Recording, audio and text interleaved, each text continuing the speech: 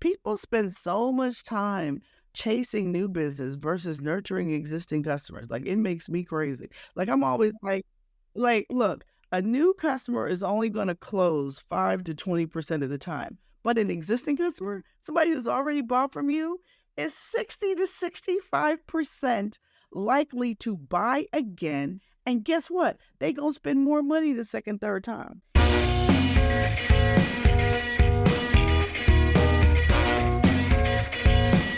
Welcome to Life After Corporate, your ultimate guide for making the leap from corporate leader to entrepreneur. I'm Deb Boulanger, entrepreneur, executive leader, and founder of the Launch Lab for Women Entrepreneurs. This is your time to break through the glass ceiling once and for all and get your ticket to the C-suite. Come back each week to get the leading strategies, advice, and tools that will give you the skills and confidence you need to replace your corporate paycheck.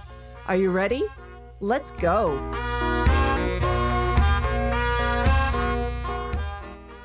Welcome back to Life After Corporate, my friend. And if you are new to our show, you have just found your home base, your podcast for understanding what it will take to leave your corporate job and start up a coaching or consulting or other service-based business. And today we have a very special guest joining us. Melinda Emerson is the founder of SmallBizLady. She's regarded as America's #1 small business expert. She's internationally renowned. We were just talking before we hit record. She's heading to Cambodia on Friday to train women entrepreneurs. How amazing is that? She's a keynote speaker on small business development, social media selling, and marketing strategy. And as CEO of the Quintessence Group, her marketing consulting firm, she serves Fortune 500 brands and targets the small business market. She has an academy for women entrepreneurs that we're going to talk to you about, the SmallBizLady Academy. And she is a leader in how to teach startups and existing business owners on how to start and grow. And she's published more than 5,000 articles on business success strategies. Her advice is widely read. And she reaches more than 1 million entrepreneurs each week online through her own podcast, Small Biz Chat, and is the best-selling author of Become Your Own Boss in 12 Months and Fix Your Business, a 90-day plan to get back your life and reduce chaos in your business. Welcome to Life After Corporate, Melinda Emerson. Thank you so much, Deb, for having me. I'm so excited to be here. I'm excited to have this conversation with you because there's no one I could think of who is a more established expert in small business, and would love for you to share a little bit about your Life After Corporate story. What brought you to SmallBizLady and how did you get that name? Oh, gosh. Listen, what brought me to entrepreneurship is simply this. I got my dream job when I was really young, and I hated it. It was like I worked so hard, and I got, I wanted to be a television producer in the top 5 television market. And I got that job when I was 23 years old. And I did it for like 5 years. And I was like, I hate this. I hate murders and fires. I hate working every Christmas. I don't like these people I work with. I was like, I got to get out of here. I'm going to be the big story on Action News, right? I was like, So when I was 26, 27 years old, I left TV news and I started my first company, which was a video production company. And I started it in 1999. So I've been in business for 25 years. So literally, I had a laptop, a fax machine, and a dream, Deb. That's what I had. Amazing. I went home to my basement and I said, Lord, I knew I had more talent. I can figure this out. And I started my business. And after a couple of years, I did well.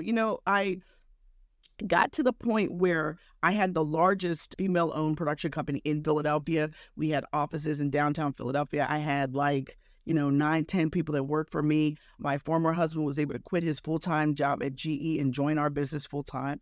So I was rolling, we were doing well, and because I came from the media, I knew things so I started winning awards and getting visibility, top 50 women in business, top 30 leaders under 30 in America, all this stuff.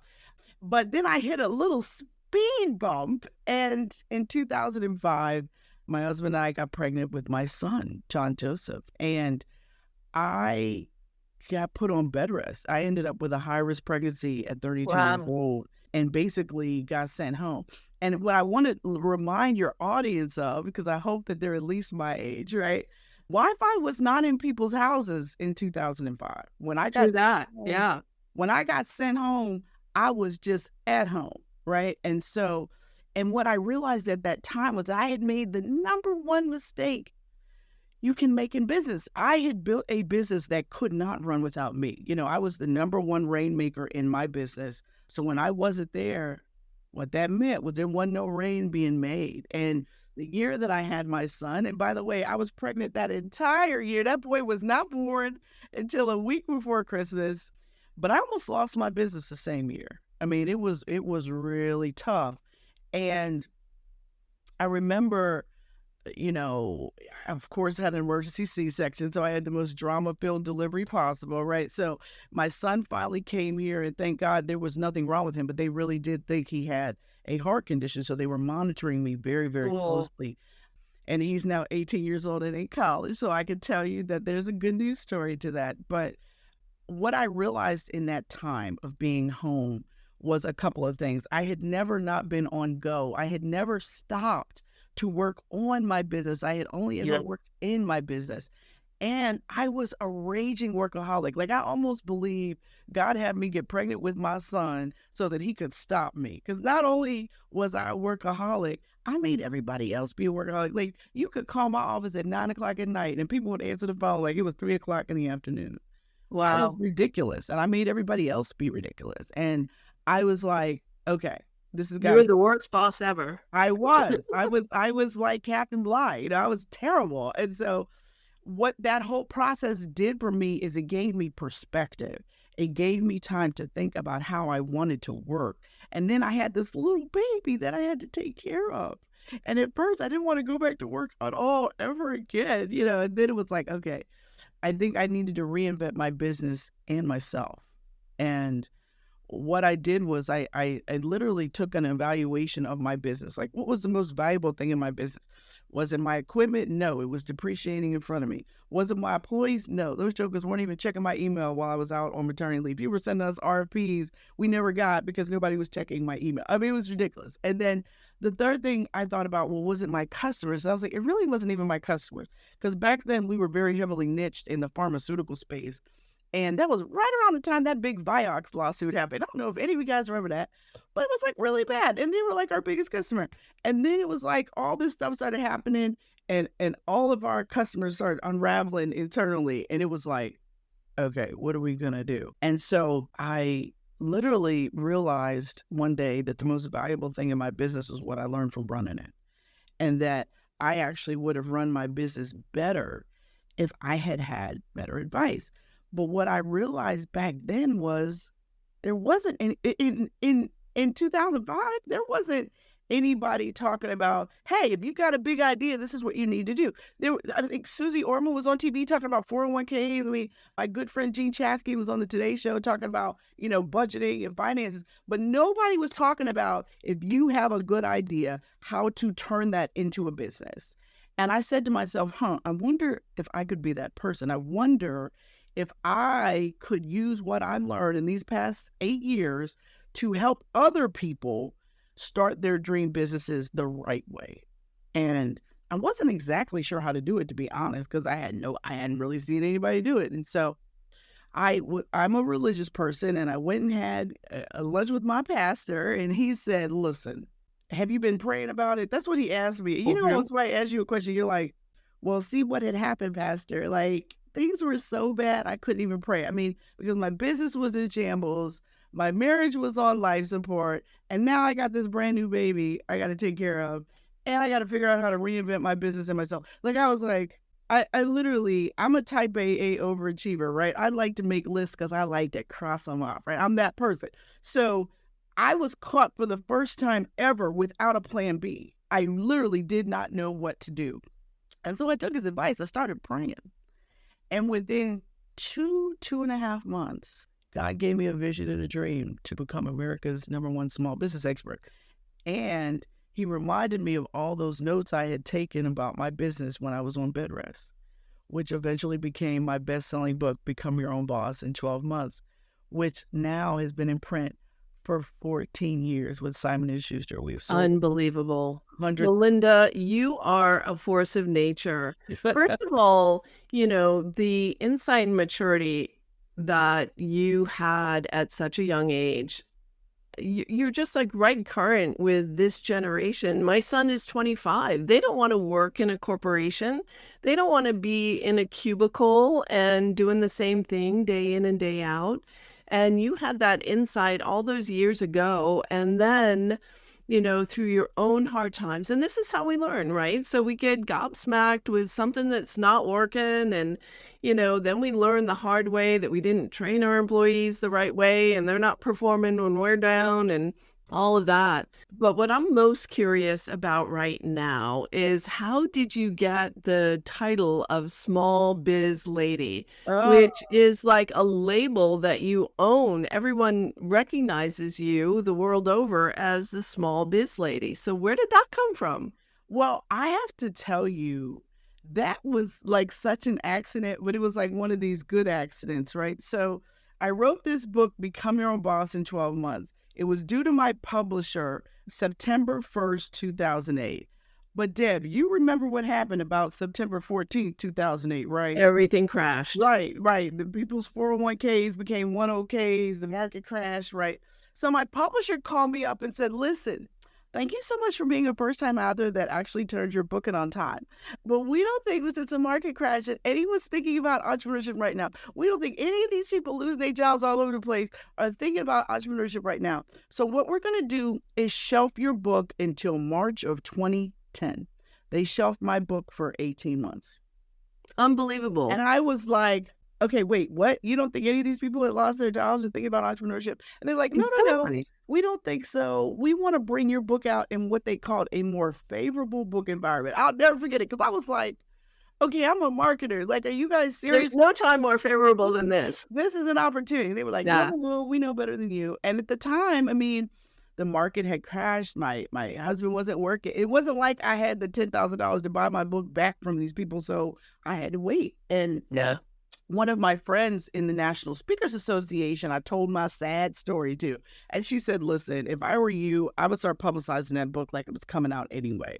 And she said, as a matter of fact, you might want to go figure out this new social media thing everybody's talking about, because I think they say it's going to be the next big thing in business. And you got to realize when we were having this conversation, it was 2008. Twitter was 1 year old. So I want you guys to get in your time machine with me and go back before everything was friend me, follow me, and everybody wanted to be an influencer, right? No, this is before all that. And I was very fortunate that I hired a publicist to help me. And she was like, wait a minute. You mean we have 18 months to build your author platform? I'll never forget it because I remember looking at the phone like I thought I was talking to somebody nuts, right? And so she said, no, this is actually going to be a good thing for you. I was like, well, it doesn't feel real good right now, ma'am. Like, so what are you talking about?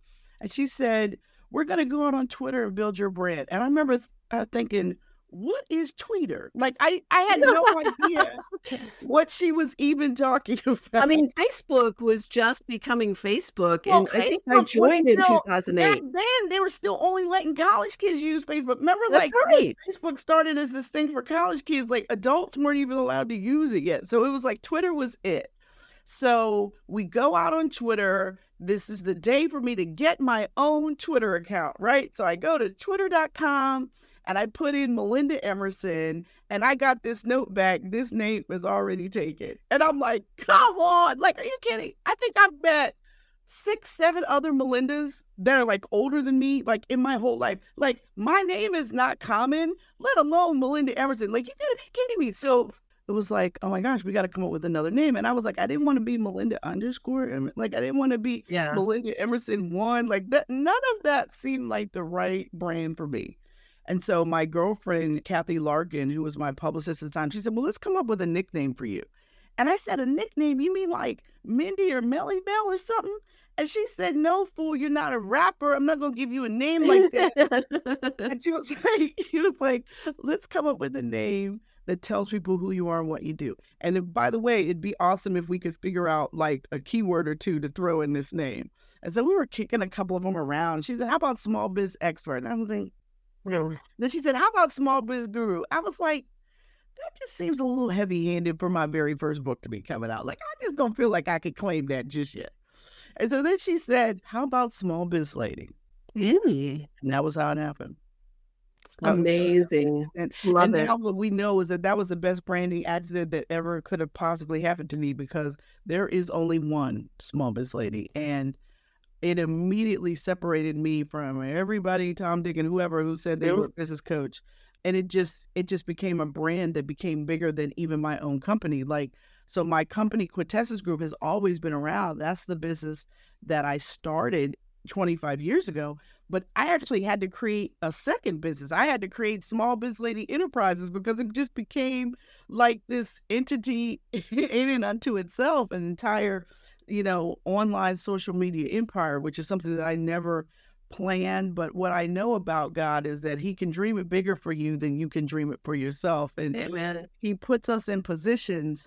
He has our names spoken in rooms we don't even know about.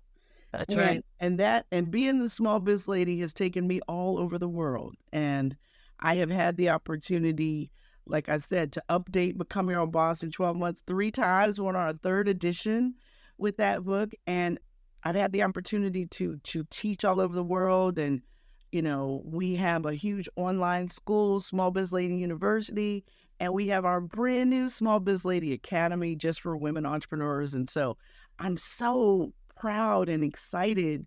I mean, even after all these years, I'm still excited about helping entrepreneurs. Like, it's my jam. Like, I love to do it. I know what you mean. So let's dive in a little bit and serve our listeners here in what are some of the mistakes? You've been doing this a long time. You've served a lot of people in your business. What are some of the biggest mistakes you see new entrepreneurs make? Well, there's a few, right? The biggest one, I think, is people aren't realistic about how hard it's going to be. I think sometimes, particularly people that are transitioning from success in another area, like they were successful in corporate America, and they think, oh, I'm going to start this business, or, oh, I'm going to buy this franchise. No, you really need to understand that there's so many different skill sets that come into play. And it's never going to happen as fast as you thought it is, right? It takes 12 to 18 months to break even, let alone make enough money to replace your corporate salary. And you need to be really clear and understand that. The second thing I think is people don't get enough of a support system around them. They don't realize that an unsupportive spouse can kill a business faster than a bad marketing plan. And you have to make sure that your family, your spouse, your partner is bought in to what's about to happen, because it's not a get rich quick thing. It's like it could take year 3, year 4 before all the wheels move in the right And I've direction. seen that, right? I've seen that. I've seen spouses saying, you're not profitable. You're not expected to be profitable your very first year. Right. It's like, or they're giving you the side eye and saying, how long are you going to give this a go? yeah. And so getting that buy-in, and also setting good emotional boundaries, like, and really advocating for yourself in your relationship. Oh yeah. You got to make sure you're married to the right person, because I'm trying to tell you that I've seen this stuff destroy relationships. I've seen the other side too, when you start being successful and the spouse gets jealous. I mean, I've seen all of it, right? So you've got to make sure that you've got the right support system around you. The third thing I would say is you've got to have a niche target customer, right? It just is impossible to boil the ocean. You really do have to focus. People want to hire people who specialize in solving their problem. They don't want to hire people who maybe could, if you give them a chance, could solve your problem. And so you've got to be real clear about who that customer is. And the more you know about them, the easier it is to sell to them. I think the fourth thing is people have no network to sell to. It's astonishing to me how often people with no friends will start a business. It's like, okay, your network is your net worth, especially when you're starting a business. And your first 30% of your customers are going to come from people you know, or referrals from people you know. So if you're not a good friend, if you don't follow up with people, if you don't call people on their birthday, send out holiday cards, like if you're not a person that keeps in touch with people, please don't call people who haven't heard from you in 10 years and tell them about your new business that you're starting. They don't hear from you then, right? Mhm. So you've got to be good at putting yourself out there, getting connected, building relationships with people, whether you know them or not. And lastly, and this is probably the most deadly one, people are not fiscally disciplined. If you don't manage your household with a budget, 9 times out of 10, you're not going to manage your business with one. And successful businesses are run based on up-to-date financial information. And so you got to know your number. And your fear of math cannot be the reason why you don't know what's going on in your business financially. It just can't be. And so you've really got to make sure you understand the numbers, how much it costs you to do business, how much profit is in every sale. What is your cost per lead? What is your cost per sale? Like, these are things you need to know, because otherwise you could be making sales and not making any money and not even know it. And I've seen that over and over and over again too. So those are my top 5, Deb. I can keep going, but I'm going to stop. No, those are great. And I think, the money situation is so important. I have so many discovery calls or business breakthrough calls, and I say, well, what's your revenue year to date? Well, I don't really know. Like, if you don't know how much money you're making, that's a sure sign you're not a good steward of your cash. And also, we do a lot of work on pricing and understanding pricing and profitability of the products you're creating. And so many women, and I think this is just endemic of women in general in our society, our culture, our upbringing, our ancestry, that we discount ourselves. And so we have, a lot of people I know have worthiness wounds. I can't charge that because their self-worth is all tied up in their pricing. And I always say, well, no one's buying your self-esteem. They're buying a solution to a very expensive problem. And so I think, the whole profitability and the financial stewardship of your business is a huge area that doesn't get enough attention paid to it when you're new, because all you're doing is you're hustling, you're trying to get clients, and all these other emotional and psychological things are happening, like you're not comfortable being visible. And it's a crowded market. How am I going to stand out? I mean, we can go on and on. Sure. Oh yeah. No, you're exactly right. Pricing is a huge issue. And a lot of that's wrapped in fear, and so it's like sometimes it's fear of failure, but a lot of times it's fear of success, right? And I think we have to be careful as women about our self-talk, right? Even when you make a mistake, you're not stupid. You're a human that made a mistake, right? So I think we need to show each other, and for certainly ourselves, way more empathy, right? Because business is a journey, and it's a spiritual journey as much as it's anything else. And you're going to be pushed and pulled in ways you never thought. But you never lose in business. Either you win or you learn. What you want to do is keep those expensive lessons down to a one-time situation, right? You don't want to keep learning expensive lessons over and over again. That's not what you want to be doing. So No, it's true. It's extremely important for you to learn, ask questions, get a good mentor, hire a coach. Deb and I are amazing business coaches, right? So you want to hire somebody who's been where you're trying to go. A lot of the mistakes I see right now are people hiring people who are just one step ahead of them. And I mean, it's like, baby, do not do that. Like I've been in business 25 years. Deb, you've been in business what? 15? 11.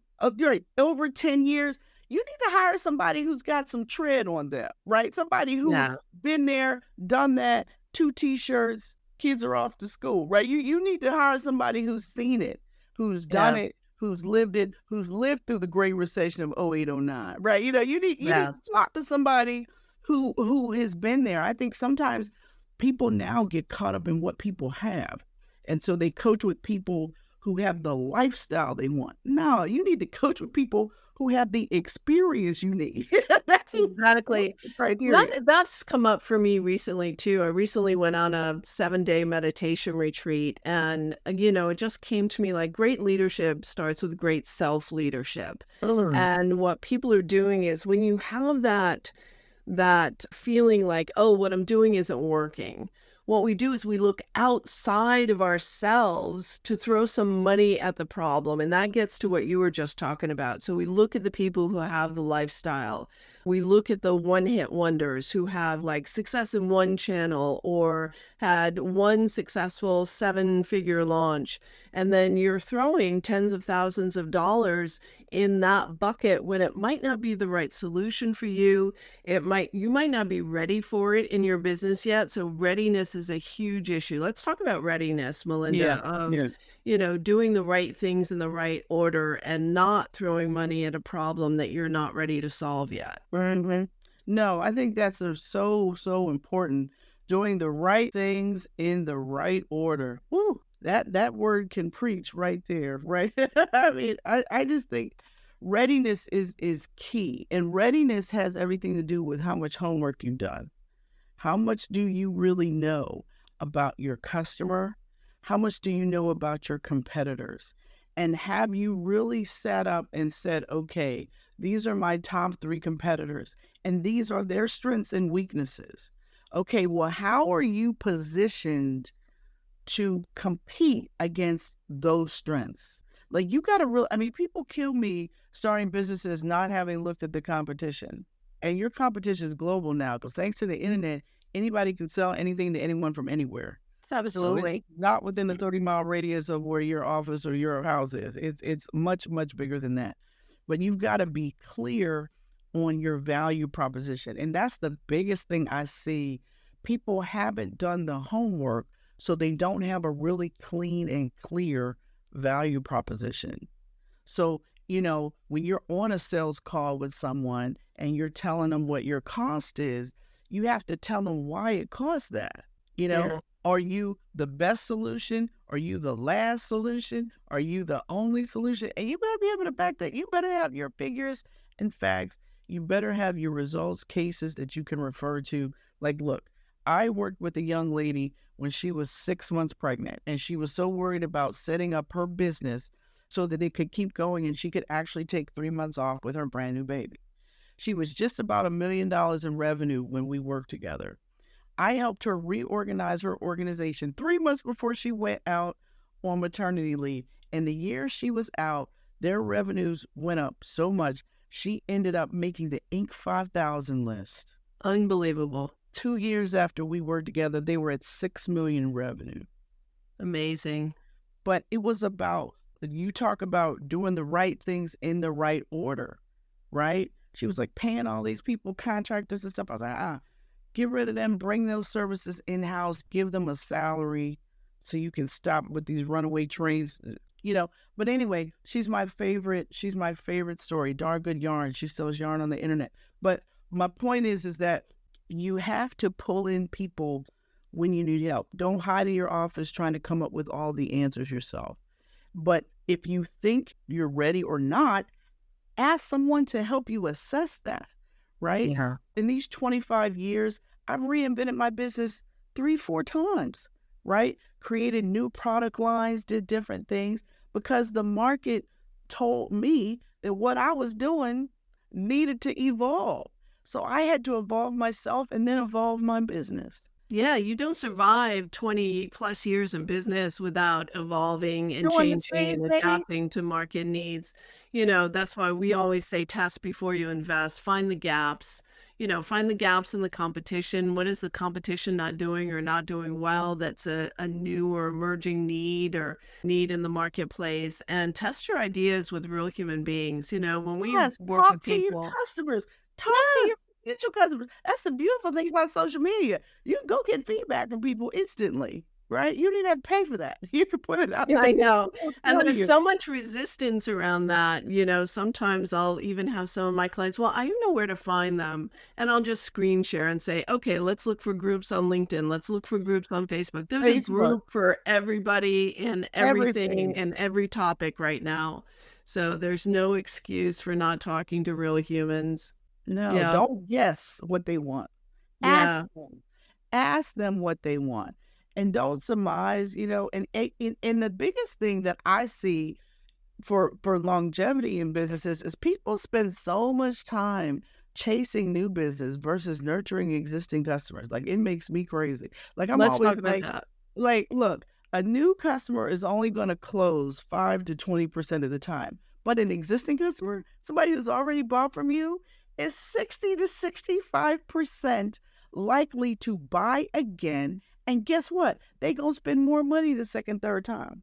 If you ask them nicely, if you keep in touch with them, if you remind them of your other products and services, they will buy again, especially if you did a good job. Exactly. So, I mean, if you're looking for new business for this upcoming quarter, whenever you're listening to this podcast, the first place you should look is with clients who've worked with you in the past. They're more likely to work with you again. Absolutely. That's so true. And retention, client retention is the key to growth. It is. It's the foundation for growth is keeping the customers you have. Anybody will buy something once. That's not hard. You need to get them to buy it over and over again from you. And that's the thing. People lose sight of that all the time. They always, let me put a new lead magnet out. Let me no. How about you pick up the phone and call somebody who bought from you and ask them what their experience was like. So you can fix a process if the process is broken. Exactly. Right? That's what you got to do. Such good, solid advice. Guys, I hope you're all taking notes here and following up with Melinda. I know you're all over LinkedIn, and that's a great place to follow you. So what's up, Melinda? What's up for the Small Biz Lady? What's coming up next for you? Well, the biggest thing that we're working on is the launch of SmallBizLady Academy. I'm so excited about that.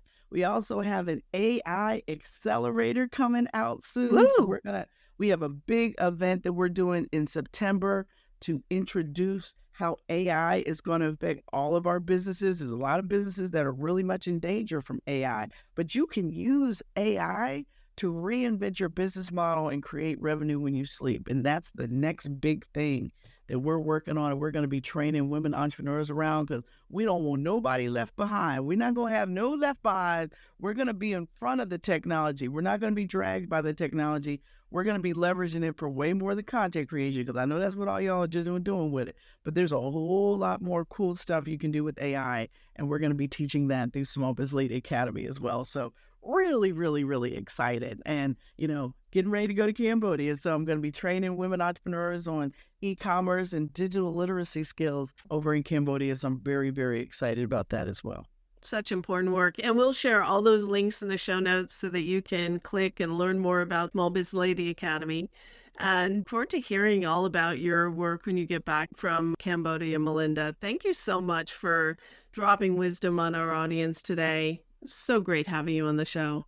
Thank you so much for having me, Deb. You are such a gem and you are so brilliant. I can't wait to get you on my show too. I can't wait to. So we met at a speaking engagement. We were on the same panel for New York Women in Media. And get out there and speak. If you're not on the speaking circuit, if you're not doing workshops, panels, keynotes, if you can get them, doing your own webinars and roundtables, it's a key way to bring your thought leadership in the world. So that's it for now, my friends. More next week on Life After Corporate. Keep tuning into our show and getting the best advice for women entrepreneurs on how to launch, grow, and scale a sustainable business. See you next time.